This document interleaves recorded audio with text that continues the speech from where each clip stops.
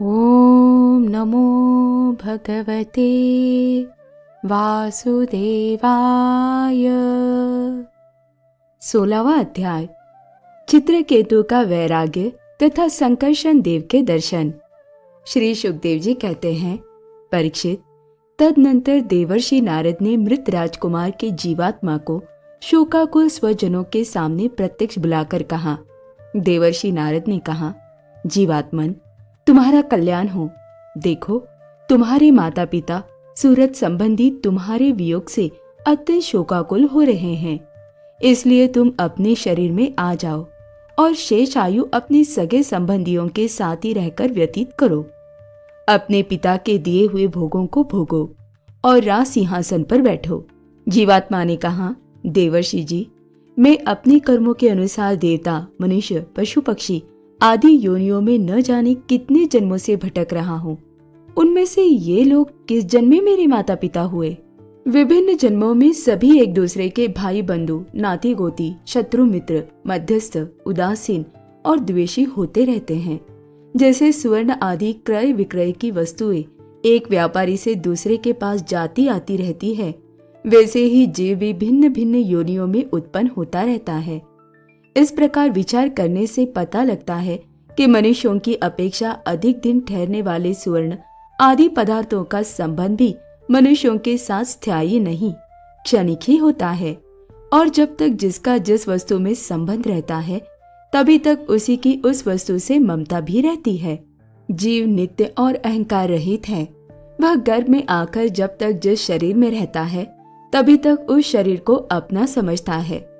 ये जीव नित्य अविनाशी, सूक्ष्म जन्मादि रहित, सबका आश्रय और स्वयं प्रकाश है। इसमें स्वरूपतः जन्म मृत्यु आदि कुछ भी नहीं है। फिर भी ये ईश्वर रूप होने के कारण अपनी माया के गुणों से ही अपने आप को विश्व के रूप में प्रकट कर देता है। इसका न तो कोई अत्यंत प्रिय है और न अप्रिय, न अपना और न पराया, क्योंकि गुण दोष हित अहित करने वाले मित्र शत्रु आदि की भिन्न भिन्न बुद्धि वृत्तियों का ये अकेला ही साक्षी है। वास्तव में ये अद्वितीय है। ये आत्मा कार्य कारण का साक्षी और स्वतंत्र है। इसलिए ये शरीर आदि के गुण दोष अथवा कर्म फल को ग्रहण नहीं करता, सदा उदासीन भाव से स्थित रहता है। श्री सुखदेव जी कहते हैं, वह जीवात्मा इस प्रकार कहकर चला गया। उसके सगे संबंधी उसकी बात सुनकर अत्यंत विस्मित हुए। उनका स्नेह बंधन कट गया और उसके मरने का शोक भी जाता रहा। इसके बाद जाति वालों ने बालक की मृत देह को ले जाकर तत्कालोचित संस्कार और औधर्व देही क्रियाएं पूर्ण की और उस दुस्तज स्नेह को छोड़ दिया, जिसके कारण शोक, मोह, भय और दुख की प्राप्ति होती है। परीक्षित, जिन रानियों ने बच्चे को विष दिया था, वे बाल हत्या के कारण श्रीहीन हो गई थी और लज्जा के मारे आंख तक नहीं उठा सकती थी। उन्होंने अंगिरा ऋषि के उपदेश को याद करके मात्सर्यहीन हो यमुना जी के तट पर ब्राह्मणों के आदेशानुसार बाल हत्या का प्रायश्चित्त किया। परीक्षित, इस प्रकार अंगिरा और नारद जी के उपदेश से विवेक बुद्धि जागृत हो जाने के कारण राजा चित्रकेतु घर गृहस्थी के अंधेरे कुएं से उसी प्रकार बाहर निकल पड़े जैसे कोई हाथी तालाब के कीचड़ से निकल आए। उन्होंने यमुना जी में विधि पूर्वक स्नान करके तर्पण आदि धार्मिक क्रियाएं की। तदनंतर संयतेंद्रिय और मौन होकर उन्होंने देवर्षि नारद और महर्षि अंगिरा के चरणों की वंदना की। भगवान नारद ने देखा कि चित्रकेतु जितेंद्रिय, भगवत भक्त और शरणागत है, अतः उन्होंने बहुत प्रसन्न होकर उन्हें इस विद्या का उपदेश किया। देवर्षि नारद ने यो उपदेश किया, ओंकार स्वरूप भगवान, आप वासुदेव, प्रद्युम्न, अनिरुद्ध और संकर्षण के रूप में क्रमशः चित्त, बुद्धि, मन और अहंकार के अधिष्ठाता है। मैं आपके इस चतुर्व्यूह रूप का बार बार नमस्कार पूर्वक ध्यान करता हूँ। आप विशुद्ध विज्ञान स्वरूप है। आपकी मूर्ति परमानंदमयी है। आप अपने स्वरूप भूत आनंद में ही मग्न और परम शांत है। द्वैत दृष्टि आपको छू तक नहीं सकती। मैं आपको नमस्कार करता हूँ। अपने स्वरूप भूत आनंद की अनुभूति से ही आपने माया जनित राग द्वेष आदि दोषों का तिरस्कार कर रखा है। मैं आपको नमस्कार करता हूँ। आप सबकी समस्त इंद्रियों के प्रेरक, परम महान और विराट स्वरूप है। मैं आपको नमस्कार करता हूँ। मन सहित वाणी आप तक न पहुंचकर बीच से ही लौट आती है। उसके उपरत हो जाने पर जो अद्वितीय, नाम रूप रहित, चेतन मात्र और कार्य कारण से परे की वस्तु रह जाती है, वह हमारी रक्षा करे। ये कार्य कारण रूप जगत जिनसे उत्पन्न होता है, जिनमें स्थित है और जिनमें लीन होता है, तथा जो मिट्टी की वस्तुओं में व्याप्त मृतिका के समान सब में ओतप्रोत है, उन पर ब्रह्म स्वरूप आपको मैं नमस्कार करता हूँ। यद्यपि आप आकाश के समान बाहर भीतर एक रस व्याप्त है, तथापि आपको मन, बुद्धि और ज्ञानेंद्रिया अपनी ज्ञान शक्ति से नहीं जान सकती, और प्राण तथा कर्मेंद्रिया अपनी क्रिया रूप शक्ति से स्पर्श भी नहीं कर सकती। मैं आपको नमस्कार करता हूँ। शरीर, इंद्रिय, प्राण, मन और बुद्धि जागृत तथा स्वप्न अवस्थाओं में आपके चैतन्यांश से युक्त होकर ही अपना अपना काम करते हैं, तथा सुषुप्ति और मूर्छा की अवस्थाओं में आपके चैतन्यांश से युक्त न होने के कारण अपना अपना काम करने में असमर्थ हो जाते हैं। ठीक वैसे ही जैसे लोहा अग्नि से तप्त होने पर जला सकता है, अन्यथा नहीं। जिसे दृष्टा कहते हैं वह भी आपका ही एक नाम है। जागृत आदि अवस्थाओं में आप उसे स्वीकार कर लेते हैं। वास्तव में आपसे पृथक उनका कोई अस्तित्व नहीं है। ओमकार स्वरूप महाप्रभावशाली महाविभूतिपति भगवान महापुरुष को नमस्कार है। श्रेष्ठ भक्तों का समुदाय अपने कर कमलों की कलियों से आपके युगल चरण कमलों की सेवा में संलग्न रहता है। प्रभु, आप ही सर्वश्रेष्ठ है। मैं आपको बार बार नमस्कार करता हूँ। श्री सुखदेव जी कहते हैं, परीक्षित, देवर्षि नारद अपने शरणागत भक्त चित्रकेतु को इस विद्या का उपदेश करके महर्षि अंगिरा के साथ ब्रह्मलोक को चले गए। राजा चित्रकेतु ने देवर्षि नारद के द्वारा उपदिष्ट विद्या का उनके आज्ञानुसार 7 दिन तक केवल जल पीकर बड़ी एकाग्रता के साथ अनुष्ठान किया। तदनंतर उस विद्या के अनुष्ठान से 7 रात के पश्चात राजा चित्रकेतु को विद्याधरों का अखंड आधिपत्य प्राप्त हुआ। इसके बाद कुछ ही दिनों में इस विद्या के प्रभाव से उनका मन और भी शुद्ध हो गया। अब वे देवाधिदेव भगवान शेष जी के चरणों के समीप पहुंच गए। उन्होंने देखा कि भगवान शेष जी सिद्धेश्वरों के मंडल में विराजमान हैं। उनका शरीर कमल नाल के समान गौरवर्ण है। उस पर नीले रंग का वस्त्र फहरा रहा है। सिर पर किरीट, बाहों में बाजूबंद, कमर में करधनी और कलाई में कंगन आदि आभूषण चमक रहे हैं। नेत्र रत्नारे हैं और मुख पर प्रसन्नता छा रही है। भगवान शेष का दर्शन करते ही राजा श्री चित्रकेतु के सारे पाप नष्ट हो गए। उनका अंतःकरण स्वच्छ और निर्मल हो गया। हृदय में भक्ति भाव की बाढ़ आ गई। नेत्रों में प्रेम के आंसू छलक आए। शरीर का एक एक रोम खिल उठा। उन्होंने ऐसी ही स्थिति में आदि पुरुष भगवान शेष को नमस्कार किया। उनके नेत्रों से प्रेम के आंसू टप टप गिरते जा रहे थे। इससे भगवान शेष के चरण रखने की चौकी भीग गई।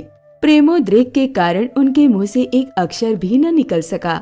वे बहुत देर तक शेष भगवान की कुछ भी स्तुति न कर सके।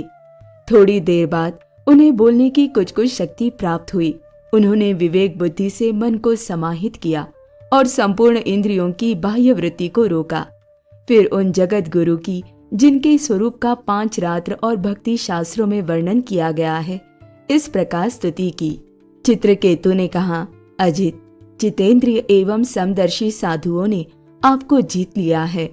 आपने भी अपने सौंदर्य, माधुर्य, कारुण्य आदि गुणों से उनको अपने वश में कर लिया है। अहो, आप धन्य हैं, क्योंकि जो निष्काम भाव से आपका भजन करते हैं, उन्हें आप करुणा परवश होकर अपने आप को भी दे डालते हैं। भगवान, जगत की उत्पत्ति, स्थिति और प्रलय आपके लीला विलास है। विश्व निर्माता ब्रह्मा आदि आपके अंश के भी अंश है। फिर भी वे पृथक पृथक अपने को जगत कर्ता मानकर झूठ मूठ एक दूसरे से स्पर्धा करते हैं। नन्हे से नन्हे परमाणु से लेकर बड़े से बड़े महतत्व पर्यंत संपूर्ण वस्तुओं के आदि, अंत और मध्य में आप ही विराजमान हैं, तथा स्वयं आप आदि, अंत और मध्य से रहित है। क्योंकि किसी भी पदार्थ के आदि और अंत में जो वस्तु रहती है, वही मध्य में भी रहती है। ये ब्रह्मांड कोश जो पृथ्वी आदि 1 से 10 गुने 7 आवरणों से घिरा हुआ है, अपने ही समान दूसरे करोड़ों ब्रह्मांडों के सहित आप में एक परमाणु के समान घूमता रहता है, और फिर भी उसे आपकी सीमा का पता नहीं है। इसलिए आप अनंत है। जो नर पशु केवल विषय भोगे चाहते हैं, वे आपका भजन न करके आपके विभूति स्वरूप इंद्रादि देवताओं की उपासना करते हैं। प्रभु, जैसे राजकुल का नाश होने के पश्चात उसके अनुयायियों की जीविका भी जाती रहती है, वैसे ही शूद्र उपास्य देवों का नाश होने पर उनके दिए हुए भोग भी नष्ट हो जाते हैं। परमात्मन, आप ज्ञान स्वरूप और निर्गुण हैं, इसलिए आपके प्रति की हुई सकाम भावना भी अनन्य कर्मों के समान जन्म मृत्यु रूप फल देने वाली नहीं होती। जैसे भुने हुए बीजों से अंकुर नहीं उगते, क्योंकि जीव को जो सुख दुख आदि द्वंद प्राप्त होते हैं वे सत्वादि गुणों से ही होते हैं, निर्गुण से नहीं। हे अजित, जिस समय आपने विशुद्ध भागवत धर्म का उपदेश किया था, उसी समय आपने सबको जीत लिया, क्योंकि अपने पास कुछ भी संग्रह परिग्रह न रखने वाले, किसी भी वस्तु में अहंता ममता न करने वाले आत्माराम सनकादि परमर्षि भी परम साम्य और मोक्ष प्राप्त करने के लिए उसी भागवत धर्म का आश्रय लेते हैं। वह भागवत धर्म इतना शुद्ध है कि उसमें सकाम धर्मों के समान मनुष्यों की वह विषम बुद्धि नहीं होती कि ये मैं हूँ, ये मेरा है, ये तू है और ये तेरा है। इसके विपरीत जिस धर्म के मूल में ही विषमता का बीज बो दिया जाता है, वह तो अशुद्ध, नाशवान और अधर्म बहुल होता है। सकाम धर्म अपना और दूसरे का भी अहित करने वाला है। उसे अपना या पराया किसी का कोई भी प्रयोजन और हित सिद्ध नहीं होता। प्रत्युत सकाम धर्म से जब अनुष्ठान करने वाले का चित्त दुखता है, तब आप रुष्ट होते हैं, और जब दूसरे का चित्त दुखता है, तब वह धर्म नहीं रहता, अधर्म हो जाता है। भगवान, आपने जिस दृष्टि से भागवत धर्म का निरूपण किया है, वह कभी परमार्थ से विचलित नहीं होती। इसलिए जो संत पुरुष चर अचर समस्त प्राणियों में समदृष्टि रखते हैं, वे ही उसका सेवन करते हैं। भगवान, आपके दर्शन मात्र से ही मनुष्यों के सारे पाप क्षीण हो जाते हैं। ये कोई असंभव बात नहीं है, क्योंकि आपका नाम एक बार सुनने से ही नीच चांडाल भी संसार से मुक्त हो जाता है। भगवान, इस समय आपके दर्शन मात्र से ही मेरे अंतःकरण का सारा मल धुल गया है। सो ठीक ही है, क्योंकि आपके अनन्य प्रेमी भक्त देवर्षि नारद जी ने जो कुछ कहा है वह मिथ्या कैसे हो सकता है। हे अनंत, आप संपूर्ण जगत के आत्मा हैं, अतएव संसार में प्राणी जो कुछ करते हैं वह सब आप जानते ही हैं। इसलिए जैसे जुगनू सूर्य को प्रकाशित नहीं कर सकता, वैसे ही परम गुरु आपसे मैं क्या निवेदन करूं। भगवान, आपकी ही अध्यक्षता में सारे जगत की उत्पत्ति, स्थिति और प्रलय होते हैं। कुयोगी जन भेद दृष्टि के कारण आपका वास्तविक स्वरूप नहीं जान पाते। आपका स्वरूप वास्तव में अत्यंत शुद्ध है। मैं आपको नमस्कार करता हूँ। आपकी चेष्टा से शक्ति प्राप्त करके ही ब्रह्मा आदि लोकपालगण चेष्टा करने में समर्थ होते हैं। आपकी दृष्टि से जीवित होकर ही ज्ञानेंद्रियां अपने अपने विषयों को ग्रहण करने में समर्थ होती है। ये भूमंडल आपके सिर पर सरसों के दाने के समान जान पड़ता है। मैं आप सहस्त्र शीर्षा भगवान को बार बार नमस्कार करता हूँ। श्री सुखदेव जी कहते हैं, परीक्षित, जब विद्याधरों के अधिपति चित्रकेतु ने अनंत भगवान की इस प्रकार स्तुति की, तब उन्होंने प्रसन्न होकर उनसे कहा। श्री भगवान ने कहा, चित्रकेतु, देवर्षि नारद और महर्षि अंगिरा ने तुम्हें मेरे संबंध में जिस विद्या का उपदेश दिया है, उससे और मेरे दर्शन से तुम भली भांति सिद्ध हो चुके हो। मैं ही समस्त प्राणियों के रूप में हूँ, मैं ही उनका आत्मा हूँ और मैं ही पालन करता भी हूँ। शब्द ब्रह्म वेद और परब्रह्म दोनों ही मेरे सनातन रूप है। आत्मा कार्य कारणात्मक जगत में व्याप्त है और कार्य कारणात्मक जगत आत्मा में स्थित है, तथा इन दोनों में मैं अधिष्ठान रूप से व्याप्त हूँ और मुझ में ये दोनों कल्पित है। जैसे स्वप्न में सोया हुआ पुरुष स्वप्नांतर होने पर संपूर्ण जगत को अपने में ही देखता है और स्वप्नांतर टूट जाने पर स्वप्न में ही जागता है, तथा अपने को संसार के एक कोने में स्थित दिखता है, परंतु वास्तव में वह भी स्वप्न ही है। वैसे ही जीव की जागृत आदि अवस्थाएं परमेश्वर की ही माया है। यो जानकर सबके साक्षी मायातीत परमात्मा का ही स्मरण करना चाहिए। सोया हुआ पुरुष जिसकी सहायता से अपनी निद्रा और उसके अतीन्द्रिय सुख का अनुभव करता है, वह ब्रह्म मैं ही हूँ। उसे तुम अपनी आत्मा समझो। पुरुष निद्रा और जागृति इन दोनों अवस्थाओं का अनुभव करने वाला है। वह उन अवस्थाओं में अनुगत होने पर भी वास्तव में उनसे पृथक है। वह सब अवस्थाओं में रहने वाला अखंड एक रस ज्ञान ही ब्रह्म है, वही परब्रह्म है। जब जीव मेरे स्वरूप को भूल जाता है तब वह अपने को अलग मान बैठता है।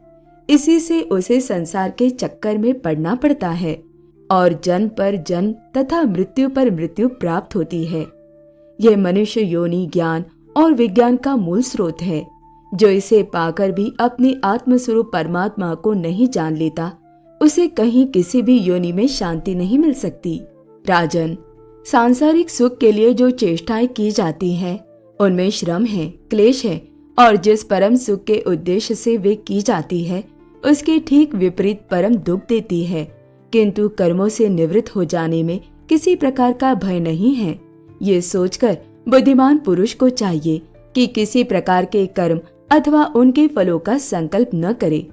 जगत के सभी स्त्री पुरुष इसलिए कर्म करते हैं कि उन्हें सुख मिले और उनका दुखों से पिंड छूटे, परंतु उन कर्मों से न तो उनका दुख दूर होता है और न उन्हें सुख की ही प्राप्ति होती है।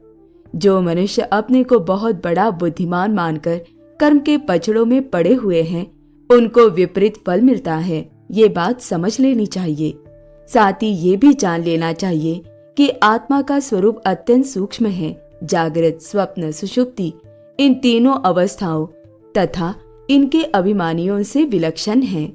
ये जानकर इस लोक में देखे और परलोक के सुने हुए विषय भोगों से विवेक बुद्धि के द्वारा अपना पिंड छुड़ा ले और ज्ञान तथा विज्ञान में ही संतुष्ट रहकर मेरा भक्त हो जाए। जो लोग योग मार्ग का तत्व समझने में निपुण हैं, उनको भली भांति समझ लेना चाहिए कि जीव का सबसे बड़ा स्वार्थ और परमार्थ केवल इतना ही है कि वह ब्रह्म और आत्मा की एकता का अनुभव कर ले। राजन, यदि तुम मेरे इस उपदेश को सावधान होकर श्रद्धा भाव से धारण करोगे तो ज्ञान एवं विज्ञान से संपन्न होकर शीघ्र ही सिद्ध हो जाओगे। श्री सुखदेव जी कहते हैं, राजन, जगत गुरु विश्वात्मा भगवान श्री हरि चित्रकेतु को इस प्रकार समझा बुझाकर उनके सामने ही वहां से अंतर्धान हो गए। ओम नमो भगवते वासुदेवाय।